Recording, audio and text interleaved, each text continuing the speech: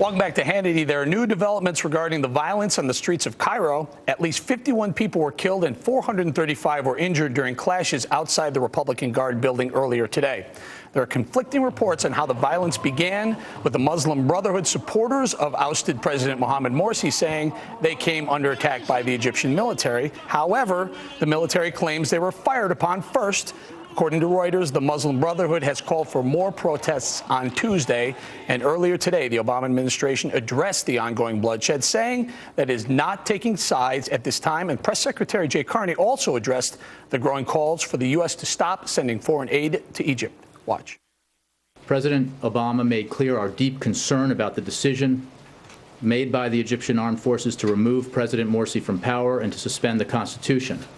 It is also important to acknowledge that tens of millions of Egyptians had legitimate grievances with President Morsi's undemocratic form of governance, and they do not believe that this was a coup.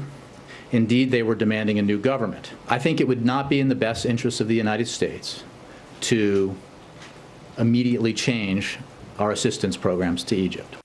Here with reaction to the crisis in Cairo and more, Kentucky Senator Rand Paul. Senator, thanks for joining us. Senator, let's start this out right away. Was this a coup in Cairo in Egypt? Absolutely. When the military takes over and they depose an elected government, that's the definition of a military coup. The interesting thing is, though, Mubarak a year or two ago was toppled also by a coup. We have a law in the books that says you don't give foreign aid to military coups where they topple an elected leader and give you a military junta. And yet we continue to do it, and we think somehow we're going to influence these people by continuing to throw money at them, and I think it's a real mistake. So Senator, why hasn't the Obama administration called it a coup?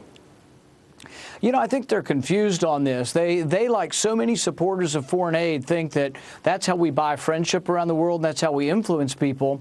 But, you know, the interesting thing is there was a Gallup poll in Egypt last year, and 70% of Egyptians don't want our money. So they burn our flag. They don't want our money, and we say, oh, here, you must take it, and we want you to behave and act like Americans. But there isn't a whole lot of real democracy going on over there. Senator, maybe this has something to do with it. Section 508 of the Foreign Assistance Act stipulates that, quote, none of the funds appropriated or otherwise made available pursuant to this act will be obligated or expended to finance directly any assistance to a country whose duly elected, check, head of government is deposed by a military coup or decree. Check also. Maybe they just don't want to be put into that box. Yeah, and the thing is you hear the president's response, and he says, oh, we have a democratically elected government acting undemocratically.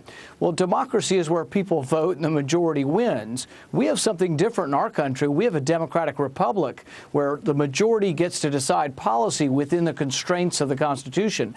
That's the real problem over there. There don't seem to be any constraints other than rule of the mob, and that's why you have chaos going on in Egypt, because I don't think they have the same sort of history of a constitution that we have in our country. Senator, would it be different if this happened in another country? Well, you know, the thing is you wonder in our country, if the military took over and let's say we deposed a Democrat president and we put a Republican in, that's essentially what's happening in Egypt. Would anybody not call that a military coup in the United States if that happened? I think if it happened in Germany, we'd call it a military coup. I think somehow they seem to think there's a different standard for the third world or the developing world, and I think that's a mistake. I think, you know, we shouldn't be sending money. We have a lot of problems in our country. We don't need to be sending money to people who are burning our flag and people who hate America. They don't hate us any less. They just look at us with derision when we do it. I think it is meeting the definition of military coup. Senator, a couple of months ago, Senator John McCain, he disagreed with where you are now. He seems to be agreeing with you now, but let's take a listen to what he said in January. One of the major stabilizing forces in Egypt today. If, God forbid, the current unrest worsens and Egypt tips deeper into civil conflict, the one force in that country that might be capable of pulling Egypt back from the abyss is the Egyptian military. If the Senate were to adopt the amendment proposed by the senator from Kentucky, we would not only be harming the effectiveness of the Egyptian military, which, by the way, is not objected to by the Israelis, who probably understand better than anyone what defense capabilities might be used someday to threaten their security. Senator, so back then, keep the aid coming. Now he's agreeing with you. Yeah, well, the bottom line is we don't have the money. We have to borrow the money from China to send it to Egypt. The other point is that what you're seeing over there is you're seeing this mass revolt of people who don't want to be dictated to by anyone who's not elected. And so the military finally got rid of Mubarak because they were unhappy with unconstitutional and military rule of Mubarak. Now they're unhappy with sort of the same Islamic kind of rule for the Muslim Brotherhood. But I think instituting another unelected government that's forced on by the military, American taxpayers shouldn't be forced to support that. All right. Senator, let's talk about leadership very quickly. I don't have a lot of time before we move on. The Secretary of State, John Kerry, was said to be yachting during this military coup going on. And then 2 days later, while the bloodshed was happening in Cairo, President Obama hit the links, hit the golf course. Your thoughts? Well, you know, I've asked Secretary Kerry directly about this, and I asked him, should foreign aid be dependent on behavior? And he said no. And if you're not going to make it dependent on behavior, what kind of leverage do you have with these countries? If they think we're a sap and we're going to continue to give them money no matter what they do, they're just going to laugh at us as they cash their check. And that's why I disagree with President Obama and Secretary Kerry that really, if you're going to give money at all, which is probably not a good idea, but if you're going to give it, it should be dependent on behavior at the very least. All right, Senator, quick question I want to get in here before we let you go. Obamacare, the delay to 2015 for the employer mandate. Your thoughts?